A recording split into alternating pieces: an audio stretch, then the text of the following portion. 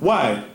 Because nature's ain't gonna allow it. So what makes you think Caucasians, Orientals, East Indians, Africans can coexist in the same environment where they all come from different backgrounds and have different cultures? You feel me? I don't care how American you become when you come to America. They still say, oh, I don't mess with those niggas. They're not Indian. Hello. Oh, I don't mess with them white people. You hear me saying? They're not Chinese. Oh, I don't mess with those niggas. Those are monkeys. This is what white people say about us. Now, you may have a couple scragglers from each race who want to try something different, but the majority, they keep to themselves. Lions don't mix with tigers and dogs don't mix with cats. That's not racist, that's just natural nature. But we overpower natural nature, saying that this dark-skinned dude mixed with this white pale woman, the child will come out looking lighter. It won't look white, and it won't look as black as him. You hear me? But it will look lighter it will be lighter than the black man and darker than the white woman, and vice versa. Right. Natural nature would tell you that polar bears don't leave the North Pole, what they do now, and go into Alaska and have sex with grizzly bears. But they do now because they're dying off. You know what I'm saying? But you don't see cheetahs and lions cohabiting with each other. You don't see orangutans and baboons mixing in with each other. Even though they're monkeys and primates, but they're two different species. But you got this right here, and this right here, so it's all good. You hear me? Because we all God's children. But if that was the case, then why would God create different races, different blood types, different species? You feel me? Why would the black woman say, I don't like white people, but then go put a perm in her hair and put blue contacts in her eyes and say, I gotta listen to y'all crackers and work for them, but then you dress like them? That's right. I will never wear that white people stuff, but you wearing Louis Vuitton and Gucci and Chanel. You hear me? It's just a contradiction. Go ahead. Speaking about clothes, Yeah. I was actually going to ask you about that. What's your outlook on, high-end fashion as it pertains to America? High-end fashion is the biggest spell I ever saw in my life. Now, as a businessman, I love it. But from culture point of view, it's crazy. Put it like this. See that shirt you got on? Say you was the first one to ever come up with that design, right? And everybody wants it, right? You make millions of dollars off that color, that shirt, right? What happens? Can you sell the same shirt to the same person if they already got one? And how many people you know will buy the same shirt? I'm about 5 of these shirts right here. You hear me? Do you know anybody like that? I mean, it's pretty sure it is, but not with majority. Like people say, no, I need to change my style up. I can't wear the same. Because people think you're wearing the same clothes every day. You hear me? So what happened is this. In Africa, we had a certain dress code, a culture. Europeans got their dress code with their little laces and tutus. The Orientals got their outfits, their double-breast shirts and stuff like that. The Indians got their saris and stuff like that, and they rajas, you know what I'm saying? Africans had their Egyptian dashikis and jalabiyas and stuff like that, you hear me? So we had our different clothes, you hear me? Guess what happens? It never goes out of style because it's our custom and our tradition. So you can wear an African shirt and say, oh, that's played out. It's never played out because it's ours. What the European does is he goes and takes a little piece of hair, and creates a shirt. And guess what he does? He sells it to you.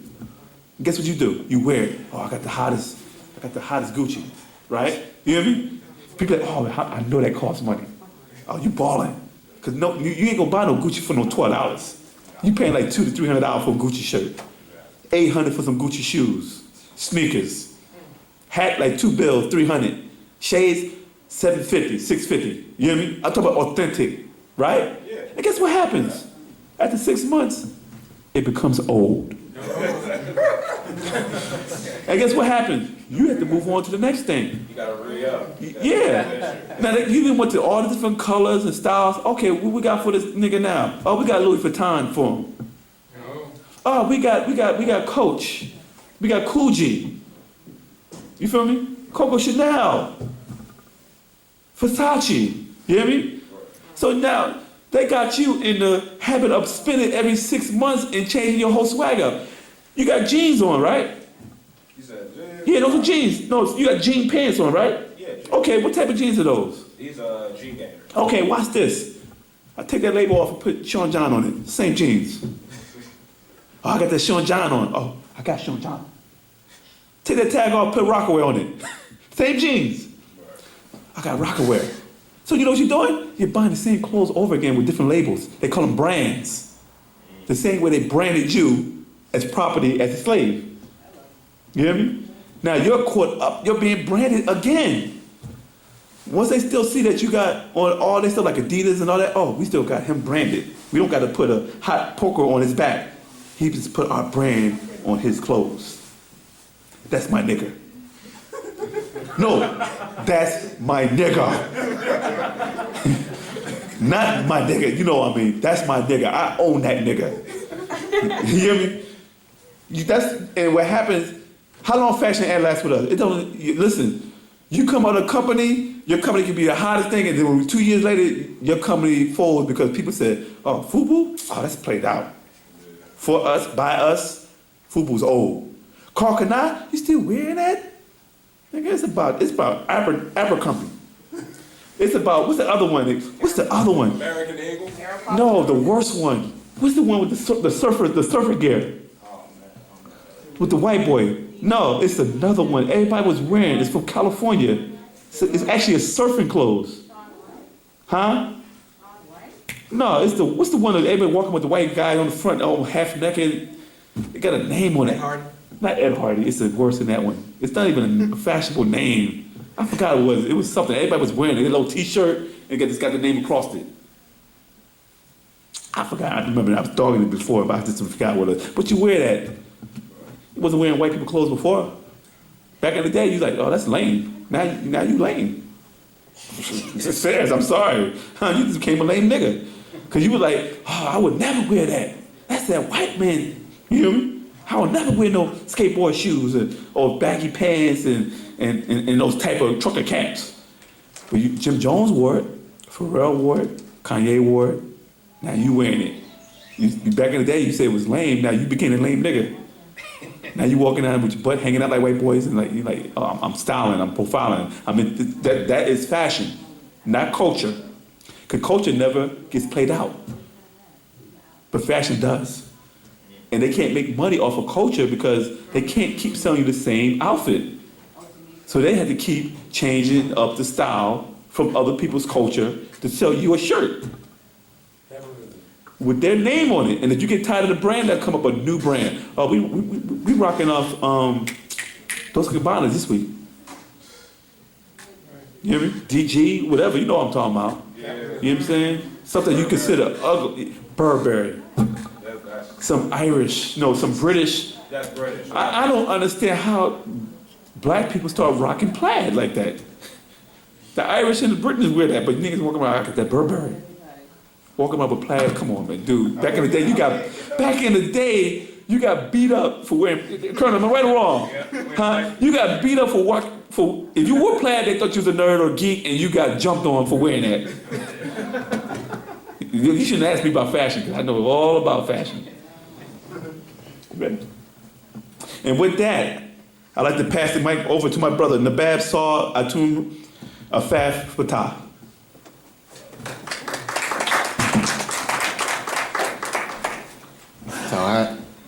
Rahub, as he said, my name is Nabab Saw Atumre Afaf Fatah.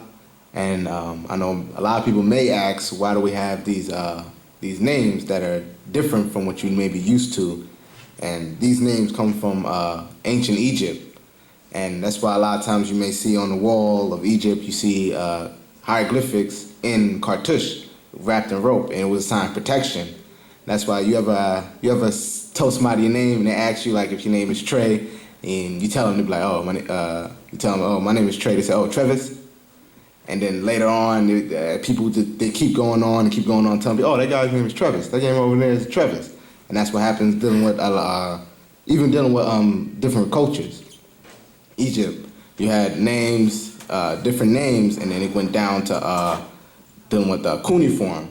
and through cuneiform, that gave birth to most of the Middle Eastern religions, and that's where you got Ge'ez, Arabic, Chaldean, Ungaric, Ugaric, and all those type of names. So with that, I'm opening the class with anybody, any questions? In the back? Okay, this question is, what is dark light or dark light consciousness? Dark light consciousness? What is dark light or dark light consciousness? Is it a reference where they're getting that from? There's no reference in it. They didn't leave a reference. They just apparently have read the book, some book, certain books, whatever, and they asked, what is dark light or dark light consciousness? Or dark light consciousness. Well, I know that type of that phrase. I never heard of it like that, but I know that it links back to being with etheric beings when it comes to the dark light. But that question being like that, I never heard that type of that word. Repeat the question again for me, please. What is dark light or dark light consciousness?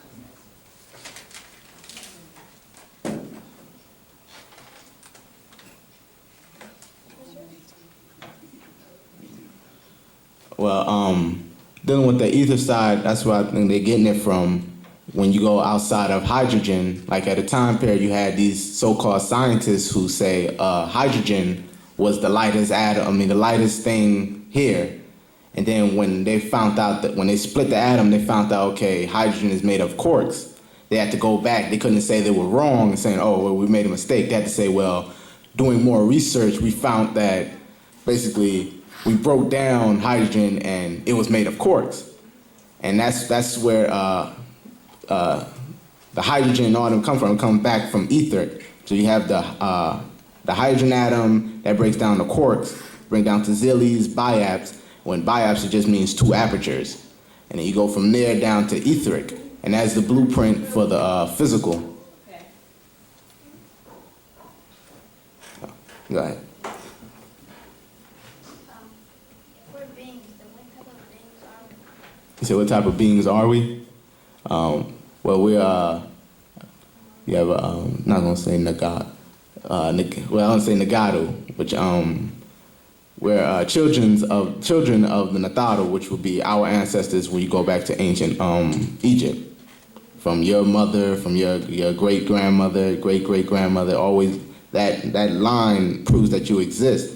And when you go all the way back, even scientists prove that that everybody they did a mitochondrial test. You ever heard of what's that? Mother Eve? Mitochondrial Eve. Even Tamahus, when white people, they did those tests also, and they linked all the way back to Africa. And as we know, Egypt is in Africa also. And those are the beings you come from, which will make you children of the Natharu. Go ahead. The second question is,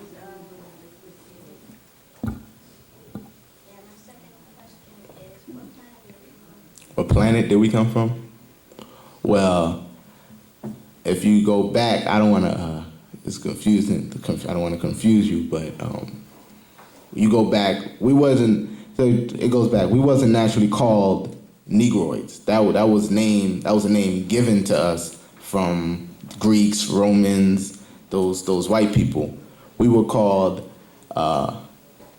Nubans, came from Mudbatun, came from Nabat, which later changed to Napat, dealing with time period. And Napat, it comes from, the Napatans came from the planet Rizak, and that's the 18th galaxy? 19th galaxy. Yeah, Ilion, from the 19th galaxy. And those where the Natharu reside. We were children of them. So we was born here, but those are where we're from. Those are the beings that we're from. Go ahead. What's the difference between the Natharu and the Riskians? Or are they the same thing? I'm not really sure now. Yeah, Well, he has the build on that. Oh, not bad. Okay, my next question, or his next question is, aquatic life in the waters before the Meldekians were put in the seas by who? Wait, repeat the question? Who put aquatic life in the water before the Meldekians? Before my dad. Well, that was a what is it? You can read that in several books. It was extraterrestrial creation. I think it might have been mentioned in Science of Creation also. He explained that it was certain experiments being done on different places. One was Mars, and what they did, they sent what was it? They seeded this plant. They put it through a dolphin, and they implanted the dolphin into the waters, and through that was the single cell organisms. And through that, through different, the sun rays hitting it, the different time periods, it created organic tissue, and that's where you get different animals, and that's where we evolved from also. Then to different complex organisms. But you can read, it's a lot of it mentioned in extraterrestrial creation.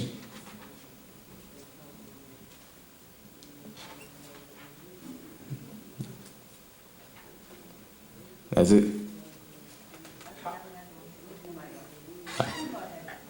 Go I ahead. got another question. I know you might not get this one. I might have to I told him this one, but how does Risk isn't in this galaxy or the solar system, right? No. Because Risk is parallel to the planet Earth on another. Yes, okay, right? yeah. So how do those beings pass through that one to this one? You Well, follow what I'm saying? Yeah, well, you got to explain, as Bob said, the dimensional shift. What happens is when you see a black hole is formed when two universes overlap. So that's what you're saying, that our universe is parallel to Rizak. That's where we're trying to go. So when this overlap, it creates a black hole, a wormhole. And that's how we're trying to make it through that dimensional shift to get back to Rizak. But it's not in the same galaxy. It's just overlapping. The galaxies overlapping. That's what we're doing now. Well, yeah, those who accept Wu-nuwaupu, yeah. But I thought, didn't Pop say that all of us wasn't going to Risk, some of us was going to Sirius? Yeah, that's true, yeah. So, That's true. He said some has to grow their wings, so depending on who you are, but you don't, he would have to see who you are. Some have to grow their gills back, some from underwater, some have to grow their wings, depending on, yeah. Because as he said in Atlantis, you had the females and the males, they wasn't able to even coincide. You had the men lived on Sahat, and the women lived on Sabatat, and they came down to Earth. And the Earth was like a vacation spot, a mating spot, a hunting spot. That's where they came intermingled, mixed, and all type of stuff. But yeah. So by this planet being parallel to Risk, could something that's taking place on Risk be taking place here at the same time, or how connected are the two? I wouldn't say that, but I'm not sure how they're connected in that way, but I can only say they're connected because basically we are the children of Daru, and that's where they reside. But the dual dimensional shift, that's the main thing I really got on that. Doing parallel when they overlap creates a black hole. So how long was the dimensional shift taking place? Is there a deadline on it? Or Well, yeah. You read the precession change? actual fact? Yeah. Uh-uh. Okay. Well, the precession change, Bob explained that it was a 10-year period when different vortexes will be open. And since the Philadelphia experiment happened, it knocked it off. So it opened in 1943, and it keeps going on and on and on. But he says once it's open into that year is over. Was it a year or a month? It was a certain time period it stays is open. Like when you're open, like you ever you reading something and you get that DNA explosion and you see, dang, I never knew that, and then more and more start coming to you. Once you're open, you're open. I mean, but you can mess yourself up, but once you're open, you start doing smoking, drinking, doing this and that. It can also damage you. But once you're open, you're open.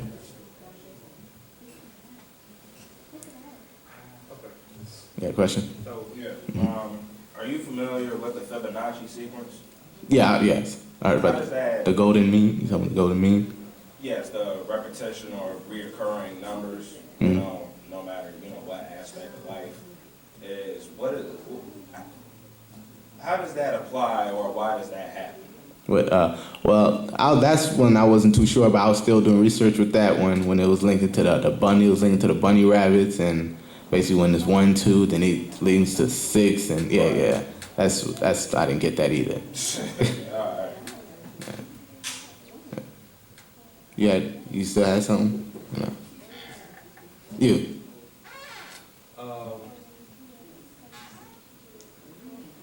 what are the beings that's on Mars? What are their names? Well, in a recent update, Baba explained that the beings on Mars, what was it, Draconians or the Anunnaki?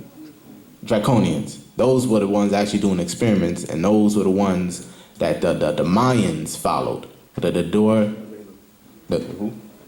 Yeah, Alelu. Are they still using Shimti for experiments? That I'm not sure. I haven't heard nothing expounding on that. But the Nadalu use Shimti though, right? Nah, that's what's saying. The recent update, he was saying that it wasn't Natharu. It was the Draconians that were experimenting on Mars. That Anunnaki. And that's why they had that face to show that they were there. It was a symbol. Anybody, a landing spot, it will show that's a landmark. Okay, we were here. But I'm not sure if they still experimenting there or not. Go ahead. Are you familiar with the experiment between the debate between Niels Bohr and Albert Einstein about the state of light? Albert Einstein basically feeling that light was made out of little particles, while Niels Bohr was feeling that it was a wave. I'm not sure about that, but the light is particles. Yes, it is. Particles. Yeah, it's carried by photons. What light carriers is not a wave. Everything is vibration, but light is not just a straight beam, just a wave like that. No, it's not. Then why did Niels Bohr experience a phenomenon known as interference, which is only known in waves, which is when the crest of one wave intercepts the upheaval or the rising part of another wave, thus canceling them out? Because when Albert Einstein did his experiment, the light came out as particles, while Niels Bohr, it seemed that because he desired it, light came out as a wave. This was during the whole quantum physics debate. Well, everything is vibration, and through vibration, everything gives off a frequency. So that it could be seen as it interferes, because when you have through vibration you have ups and downs, and depending on how that is, that's where you get the frequency. Right. So, but the light is not just a wave. No, it's not. It's literally through the sun, as you explained, photons is which carries the light to you, and it's different particles coming at you, and they're particles. They're part of something.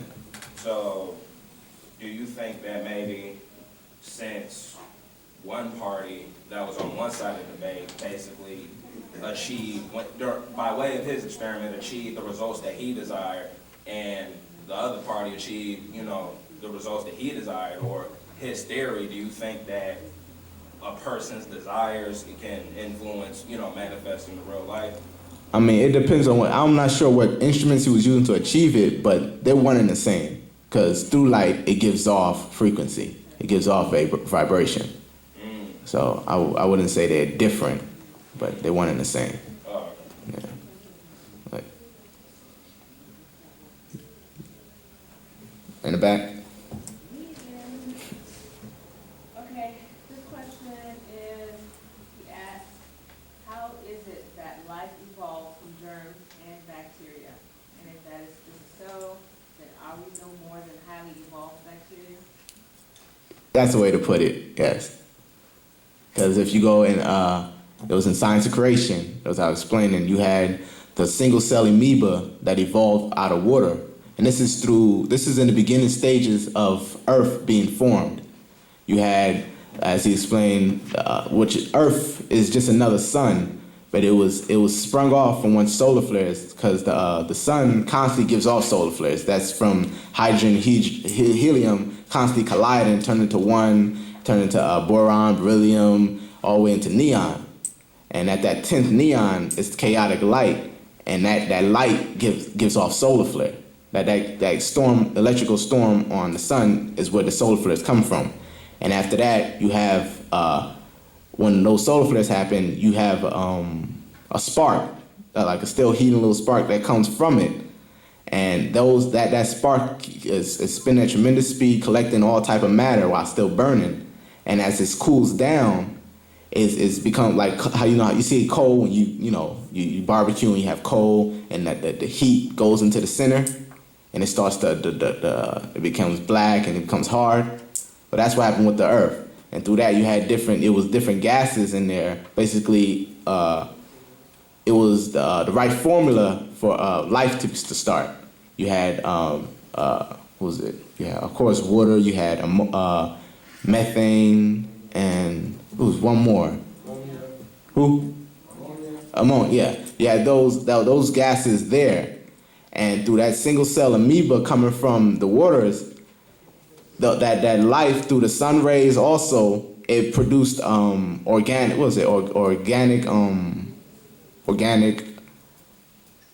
The organic compounds, and it constantly evolved through time to create different fungus, different bacteria, and basically it formed. I forgot the different stages it went through, but it hit to a certain point where it started becoming evolving into tissue. Different type of stages of tissue. That's where you get your animals from. And at that stage, as you hear the experiment-wise, you hear we came from monkeys.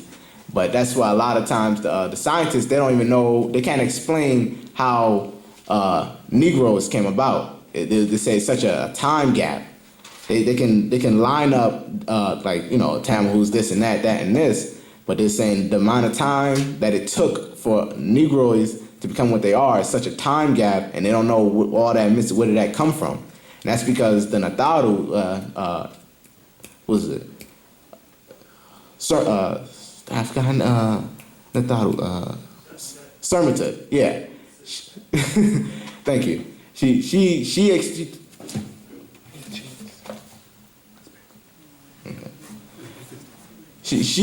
experimented with the different monkeys, the Lars monkeys, the gibbon, the orangutan, and we were from the gibbon monkey. That's the only monkey with exposable thumbs. We were experimenting with that, and that's where we come from.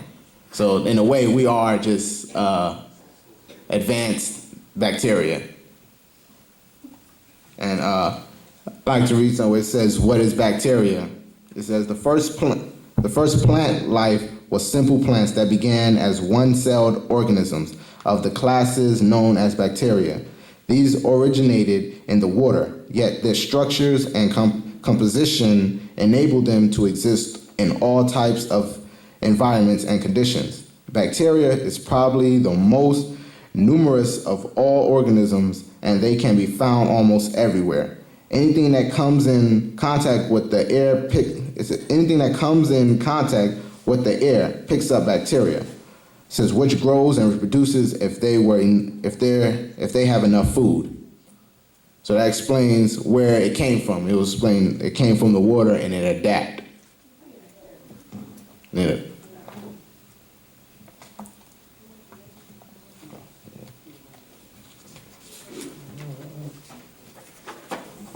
Oh, go ahead. Could you explain to me what liquid gold is? I heard a lot about that, Pt.2 have to administrate liquid gold, but no one ever told me what that is. Where is it coming from? Where is it at? You know what I'm saying? I want to know more about what that is. What? Because anybody know? Yeah, that's the thing. That's still things people trying to figure out. Yeah. Yeah, that's still something that we all trying to figure out. But all we know that he explained what it does. He explained that it allows you to warp space, liquid gold. But he never really explained what it was. But it is different chemicals, I would say, different compounds. But he never explained exactly what it was. But he did say he would have to give it to us.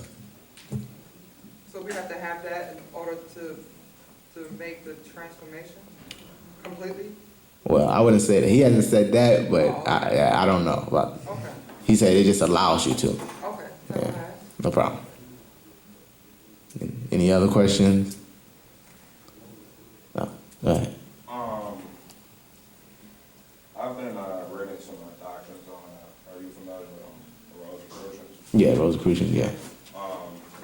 And basically, you know, a whole lot of their teachings have a revolve around alchemy. Mm-hmm. Is alchemy, you know, actually possible, or is this something that, you know, they basically made up? No, alchemy is possible. That's something that the Egyptians, what they call Egyptians, that's not really their names. It's the Greek word comes from Egyptos, but that's something that the Egyptians use in their normal day practice. And Tahuti was one of the masters, and Khansu, the ones with the horn, they were masters of alchemy. So how did the, you know, Caucasians get a hold of this? Most of their wall, they go to Egypt, see something, and they don't tell you where they got it from. Right. Then they just, they emulate, and you think, oh, okay. And when you go reference to somebody, you have to reference to them because they don't tell you where they got it from. So you say, oh, yeah, I was looking online, and this white guy told me this and this and this, and so it must be true. But yeah, they're not gonna tell you where they get it from. But I was on the bacteria thing subject. Yeah, y'all looked at the news recently where it said they got a new disease called the superbug? Yeah, I heard of Yeah, that's serious. That's related to the staff. Right? Yep, hygiene. Yeah, it got like 50. They said 50 people died from it, and it's in 42 states already. Flesh-eating virus. Yep. Yeah, they had an outbreak with that. I think a couple of years ago. Yeah, they didn't let you. They don't really even let you know that. Yeah. Exactly, and that's something I wanted to point out because it was a book that by our master teacher Panda Babia Nun wrote. And like almost 20 years ago, and he's explaining that it's gonna get so bad you're not gonna even be able to trust the hospitals no more. It's gonna get that serious where you don't even want to go to the hospitals because hospitals, that's supposed to be a place of safeness. You're supposed to feel comfortable, you're supposed to trust them, and now you get something from the hospital. You go to get rid of something, you come back with something. Have you heard of the new strain of HIV? Nah, nope. Yeah, they discovered a new strain of HIV in Africa, and come to find out, there are actually some Africans that are immune to it. They actually built an immunity. See? That blew my mind. Yeah, that's something that they created. That's why. That's definitely something they created. And yeah, while I was watching the news, looking at that, I was talking to a lady, and she was telling me that she had a friend, an elder friend, who went to the hospital to get rid of polyps, something elder men normally get with their prostate. They was trying to get rid of that, and he came from the hospital and then catching Mensa. Yeah, from the hospital. He's trying to sue them, but he's already dying, so he may not even be able to finish the whole process of suing them. Yeah, they're very efficient with that. Yeah. I just learned recently that chemotherapy actually makes your cells produce a protein that cancer feeds off of. See? They don't know what they're doing. They're practicing on you. They literally did. Most of these hospitals don't know. I have a son. Literally, when he was giving birth, you ask them, okay, they try to give you drugs, for the mother, this and that. And I asked, okay, what is that going to do? Well, normally it would do this. We had little cases of this. I'm like, okay, what if that happened? Well, we'll give him this drug right here. And it's like, you just keep giving drugs and drugs and drugs, and you're just experimenting. They don't really know what they're doing. And if you go back to even the word hospital, the first Christian knights were the knights of hospitalers. Those were the first knights. They act hostile. We go to the hospital. They act hospitable. They go in the long run. They act and they give you drugs in the long run and just kill you. You keep going. You have to keep coming back because the drugs they give you it's like just putting a Band-Aid over a cut. They don't really cure it. They just, okay, let me see that scratch. Okay, there's a Band-Aid. All right. When something else happens, come talk to us. You want to know what's the main cure for cancer or preventing it? What's that? And 95% of America has a deficiency in this chemical, iodine. Yeah. That's all you gotta say. Yeah. Because it promotes apoptosis, which is, because all cancer is basically the reproduction of cells when they should die. Yeah. And The form cell, yeah. The Right, form so cells. basically it promotes cell death for Yeah. the most part. And they used to put iodine in different foods, just like iodized salt, Yeah, bread, and yeah. then they started taking iodine out. Yeah, exactly. That's what you can also put in water. Then, survival wise, put that in water and it's drinkable. Take that out right out the sea. Yeah. Right. Any other questions?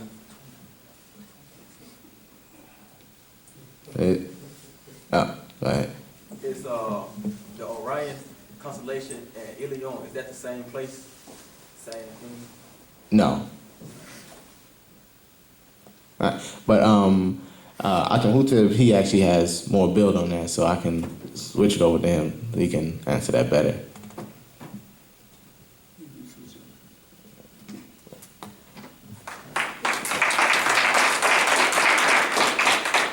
What was your question?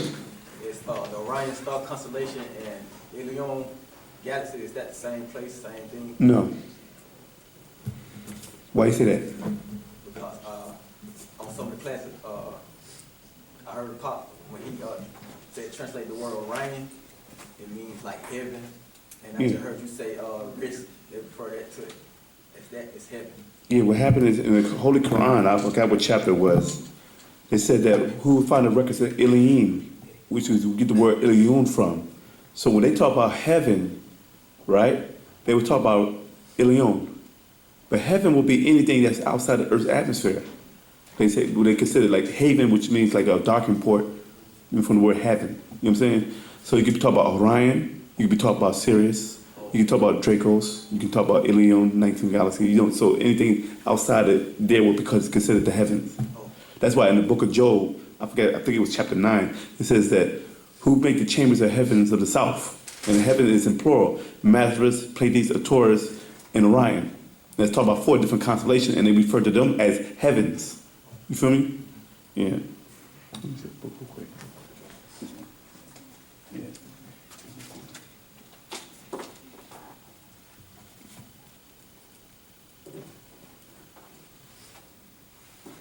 I wanted to go into the liquid gold. She was saying earlier.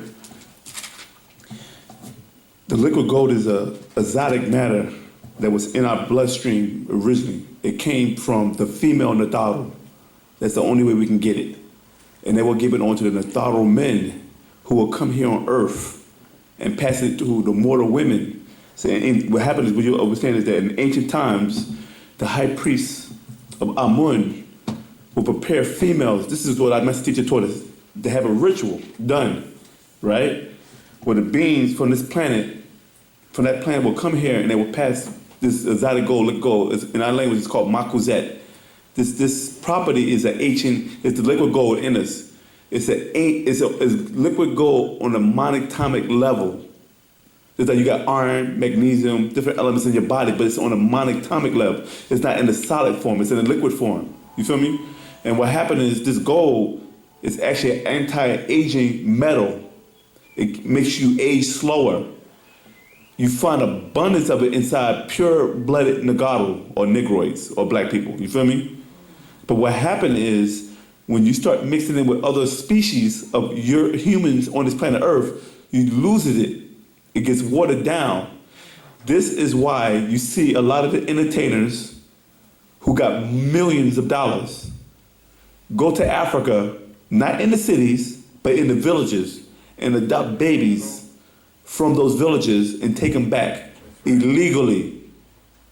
They're not taking them legally because no paperwork is being done. They're taking these babies like Sandra Bullock, Madonna, Tom Cruise, Nicole Kidman, Angelina Jolie, and so on. And this is just the ones you know about. You feel me? What happened 2 years ago when Haiti got hit with a couple years ago when Haiti got hit with a flood? They found that there's a lot of people that was coming from Germany and Ireland, and they were trying to go into Haiti and take the children out of the Haitians, because a lot of them also pure-blooded Nagaru. Even though they speak French, a lot of them are not mixed in like the other side of the island from the Dominican Republic, who mixed in with the Spaniards. This is why you see a darker Dominican with curly hair. But when you go into Haiti, a lot of these Haitians look like they're from Nigeria, and a lot of them look like they still retain their African features. You feel what I'm saying? So they wanted to get this children out of there so they can actually take the blood from these children to keep themselves younger because the anti-aging metal keeps you younger. You feel me saying? This is why our master teacher said in ancient Egypt, they will go into Egypt and desecrate our burial sites, and dig up the pharaohs so they can take their bones and their flesh and grind up into a latte or a cappuccino and drink it so they can stay younger. You feel me? Yeah, go ahead. When you're talking about taking the children and using them for their blood and stuff, what do you mean? Oh.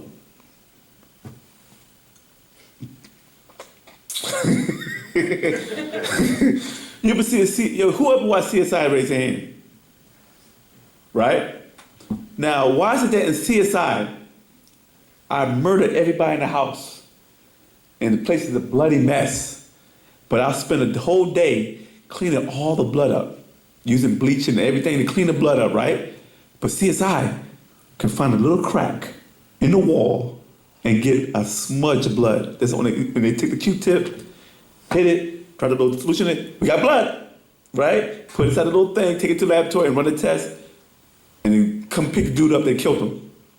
Put a swab in his mouth and say, we just found out you murdered your family because we ran your blood with the blood we found at the murder scene. It's the match. A smudge. But when you go to the hospital, they take 6 pints of blood from you to run tests. Come on.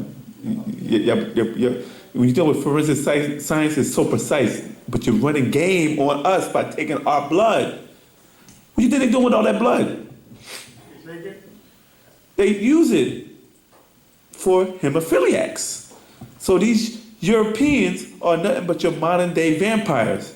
They don't have fangs, they got IVs. You feel me? So this liquid gold was the same thing in our body that keeps us young. Also, it was exotic matter where it causes you to vibrate and you can actually travel interdimensionally through certain wormholes. If anybody's seen a movie called Doom, look up that movie. They said whoever controls the spice controls the life. And what happened, they had these worm type of extraterrestrials in this movie who would only get this spice off this planet called, Paracas, whatever it was, where they were able to take this type of exotic matter out of these worms that travel, these sandworms or something, right?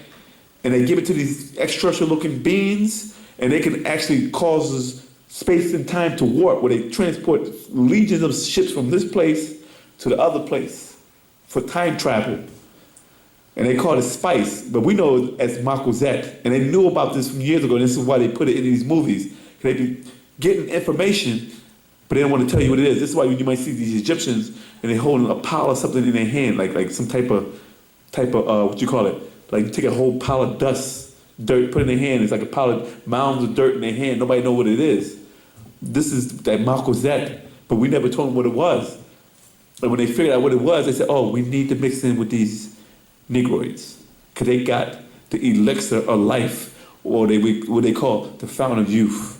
And this is what, like our master teacher said in updates back in the days, is that during slavery time, these Europeans will go have sex with Negro women during the time of their menstrual cycle, because this is how they was getting the blood also. And if any woman who dates a white man for a long period of time, 9 out of 10, they be like, I want to have sex with you while you're on your cycle. This is that vampire mentality. They're looking for the guy Dracula with the fangs and the garlic and all that. That stuff is like, it's fictitious. But the sun thing is actually real because they can't stay in the sun for a long period of time without getting skin cancer. You feel what I'm saying? So that's what's dealing with the Makozet, with the liquid gold. And this is how they would pass it on to us. Any other questions? Yes? Dr. York have a book on how he got information from? Yeah. What is it called? Man from Planet Risk. Yeah. Because what happened, let me explain something to you. This is the trap that Doc set in 1963 and 67. Pop set up traps for the Black Devil back then and was waiting for them to bite the bait through the years. This is how we able to figure out who the Black Devils was. Pop knew they were here, But he couldn't tell you that because he's like, oh, that's brother John. He's a good brother. I was dying and this guy gave me a bowl of rice. But George John turned around and shoot somebody in the head, like, but he gave me a bowl of rice. This was the doctrine that Pop told us about, the bowl of rice doctrine. You could be starving to death, almost dying, and the brother said, hey, here's some rice, eat that. And you're like, oh, you saved me. And then next thing you know, he goes shoot somebody, he said, but he gave me a bowl of rice. You look past everything that this person does, but you don't look at the fact that he saves you. You know what I'm saying? So what happened, Pop set traps back then through the different schools we went through. Because what happened is, the Black Devil does his job, and Pop got a job. See, what happened is people wanted to know, how did Pop become so intelligent to able to break down different subjects and go through them simultaneously, no matter what. If you watch the tapes, have you watched any of the DVDs or any of the stuff on YouTube where Dr. York is teaching class and the people are asking him random questions? We talk about thousands of people out there and they ask him all type of questions and he's just knocking them down. When you're dealing with a scholar only deals with one field of a profession. If you study Sumerian, like Zachariah Stitchin, he masters that school. But he can't tell you anything about Islam. Same thing with the Imam, can break down about Muhammad and the Hijra and the companions and the Kaaba, but he can't break down about Judaism. But Pop can go in each subject and break it down more than the so-called scholars. But what happened is, the Black Devil like, oh, well, he gets his information. I'm not saying you, but this is what we've been dealing with for years. Prove to me, he said this, that. People wanted Doc to be, where did he get his information from? So Doc had to say, okay, y'all need that, I'll give you what you want. I went to school to Khartoum, study Islamic studies and languages. And I went here, and I got initiated by Rabbi Whitworth in a Hebraic temple. I was under Sheikh Wu as a Muslim. You hear me? I was raised under the Moors under this. Because people wanted those titles. I was initiated in the shrine by this brother, Charles Tinley. Then going into the Masonic order. People wanted those, they wanted that because they was like, oh, you need paper. I understand. Oh, so I see, if I told you that I was being guided by different beings and they was using me as a vessel, every time someone asked him a question, different beings will come through him as a Ella Mutajesset or an avatar and say, this, answer this, answer that. People say, oh, y'all spooking out. Oh, you can't prove it. Then how's he answering your questions then? You know what I'm saying? How's he answering that? Well, he getting it from somebody else. Okay. Where they getting it from? They getting it from off the walls of the temple. That's all public domain. But they're not breaking down and tying it all in. All these so-called black Egyptologists and all these black scholars, they're not tying it in with everything on the planet Earth. Doc is the only person who is able to tie in the Sumerian doctrine with the Egyptian doctrine, the Egyptian doctrine with the Hebrew, Islam, Christianity school, Moorish school, and he can tie them all in and explain it to you. You'll be like, oh, wow, I didn't see the connection. But these guys don't do that.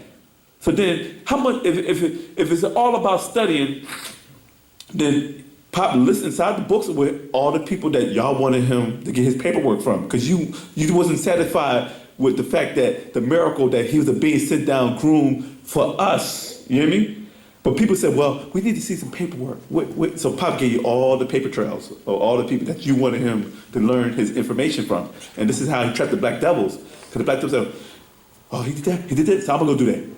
You did it. How come you're not breaking down or putting out any books? Or answering, or even creating a format where we can question you randomly.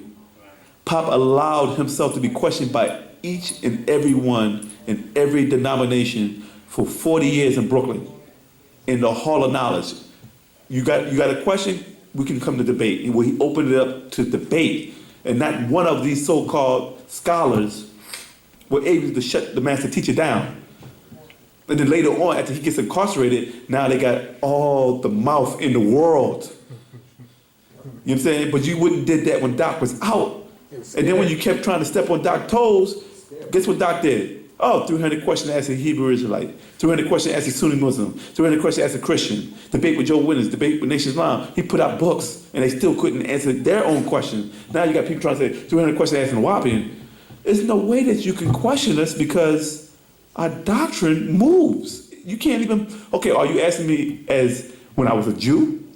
Or are you asking me a question when I was a Muslim? Or are you asking me a question when I was a Christian?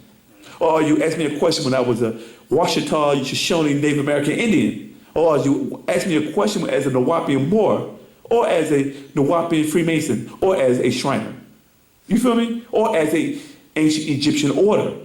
So when you ask us questions, of course it's going to appear as be contradiction because you're dealing with different schools. So what school are you asking the question in? What do we believe in? It depends on what you call believe. What is your doctrine? What doctrine are you talking about? Well, you said this is Islam, but we're not Muslims no more. We're Christians. Well, yes, a Christian, but we're not Christians no more. We're Hebrews. It keeps, can we move? Nuwaupu is not absolute. It's nature's doctrine. And what does nature do? It evolves and it changes. And anything comes inside that environment, it has to adapt. You feel me? This is why they will adopt because he keeps changing. He keeps going up and up and up, and they can't, you just don't realize it that what you got was public domain. What he got goes outside of that. And that's why it's called affirmation. So you want to do research, right? But you got to go to them for the research. But they go and get that stuff off the walls that was left by our ancient ancestors. And he has information that predates even that. Yeah, go ahead. It was basically basically what you said answering her question. Yeah. You said that the Black Devil, per se, went to basically tried to follow in Doc's footsteps and go through these same. They put out stuff saying, well, he gets his information from here, he plagiarized from this, that. Show me how plagiarism can answer random from thousands of people in front of him. That's right. That's right. See, the trick was that you got caught up in the books. The books was only used to break you out of the spell so you could actually think for yourself. Because you were trapped in the three religions of Islam, Christianity, and Judaism. And these books were written over a span of almost 50 years from questions and answers that you asked him in class over the years. And he put it in book form. He dictated to the sisters. He never wrote none of these books. He authored them. The sisters were the ones that put this out, typing out, and whatever he said, they put it in book form for it and formatted for you. Because once you get past the spell, which is the 600 books that he written, then he can give you the real questions and answers that you really need to know to become God again. But he can't make you into God if you still worship the white man. He can't make you God if you still worship a Jesus, a Muhammad, and a Moses. Because you're still worshiping mortals. How can you be God and you worship mortal men and worship mortal men? He can't give you that higher mystery or that higher information. So this is how you trap these black devils. Oh, he plagiarizing. If that was the case, why does he have none of these guys sued him? Because it's not their information either. Because if I go to the walls of Egypt and it says right here, this symbol right here means the black sun. Hey, I'm going to write a book about it. And then 85% of the book is commentary. 15% is about how he saw the black sun symbol and what it translates to be. We already know what it means now, but you don't have the higher mystery of how to explain it, so then you'll just give me your little salt and pepper and sprinkles on it, and you just give me your commentary, right? And then what happened is, when Pop started talking about certain things of the black light, you won't accept it because it sounds crazy coming from a black man. So what Dr. York is forced to do is he had to put reference in the book from other people who study that you respect, like Shep Diop, Phil Valentine, Janet Westland, J.A. Rogers, you know what I mean? And thousands of white Egyptologists that put out books each year, right? Well, you say, well, the white man said it, so it got to be true. Because before Pop was putting reference in his book in the 70s and 80s, and Colonel, you can speak for that, right? People wouldn't even believe what Pop said. They'll come back to Pop, and Colonel's thinking, hey, Pop, remember that time you broke down about the black light? Well, the white man's talked about it on CNN the other day, so it got to be true. Pop has been on this for years. That's right. To the point he got tired of it and said, you know what, I'm going to start putting reference in the book, because I heard him say it out of my mouth in 1992, upstate New York, Nubia. You know what I'm saying? Just Abba. And he said, I'm going to start putting reference in the book because people ain't going to accept what I say anyway. Now it turned from reference into Dr. York is plagiarizing people's information when he already put the actual, where to get the information from. See, the whole thing about it is this. Pop is a master teacher. You don't know the difference between science and witchcraft. Because when you read a book by these guys that he gave reference to, Papa's taking out what's safe for you and put it in the book. But then what happened is the Black Devil was said, hey, Doc ain't got it. You go ahead, you actually get more than what he's saying. Then next you know, these guys are into transcendental meditation and taking crystals, and they wearing pentagrams and stuff like that. You know what I'm saying? Because now these guys got caught up in the witchcraft of something that they took off the wall, but you didn't believe it. Pop had to put it in the book for you. The next you know, you read their whole book, and you got caught up in the witchcraft part of that doctrine, because these guys happen to be part of certain orders of the Rosicrucians, Knights of Templars, Knights of Hospital, you know what I'm saying? The Goodfellas, the Bohemian Grove, Skull and Bones, you feel me? And now you got caught up in that. Now you don't know the difference between what's good for you and what's bad for you, because this guy is a high-ranking warlock that's in the Masonic Lodge, that infiltrated a Masonic Lodge. You feel what I'm saying? So Papa put the reference in it, because if he was plagiarizing, why would someone who plagiarizes give you an excerpt from somebody else's book to do the research on it? Huh? I ripped him off. But you can also reference it in my book and go look it up for yourself. If he was trying to hide it, I would never reference it. That's right. You hear me? Papa ain't trying to hide nothing, because he know, and I know, that it's not their information anyway. It's ours. It's like somebody taking your story, you hear me? And say, that's like taking Michael Jackson's story and say, Michael Jackson was taught how to dance by Chris Brown. You hear me? No. It's not gonna work that way. You know what I'm saying? We know where it came from, but it's like they watered it down so much, is that you're thinking like, dude, it's not your information. You tell me how this flower affects you emotionally. So you give me a little poetry or commentary on how this flower affects you. But you don't own the flower. You know what I'm saying? Oh yeah, go ahead. You know how in Coming Forth by Day talks about the 10 negative confessions? Yeah. My question is, the 10 commandments was taken from that. Yeah. Okay, now, in ancient Egypt, is there a punishment system before you get to the ma'at feather and your heart being waved? Yeah. It's called exile. See, they didn't have prison, like a master teacher said in them tapes back in the day, right? Classes. He said they didn't have prisons, and punishment in ancient Egypt wasn't the same as it is today. When you commit a crime, we lock you up and you get rehabilitated, and you actually become a worse criminal being locked up. Their whole thing is that you shame your family. Either we put you on the front line for war, or you just get exiled. And that was the worst punishment than being locked up, where you couldn't be around your family and friends no more, or you had to go to war and you died an honorable death defending your country. Yeah, go ahead. It's just a statement, but I like the way you look directly at me when you. No, it's not. Don't take it personal. That's like we're glad. Hold up. Do I got to put on some shades for you right now? Hey, yo, let me tell you why. The master teachers used to teach, and what happened is, he put on shades, because sometimes when he be talking and look at people say, is he talking to me? And people get intimidated, like, and they feel bad, so let me just keep these shades on right now. No. I got you, go ahead. Any more questions? I'm gonna keep the shades on until then. Any more questions? If not, I would like to close class right now. Hopefully y'all come back next week, bring a friend. Same black time, same black channel. Wadao.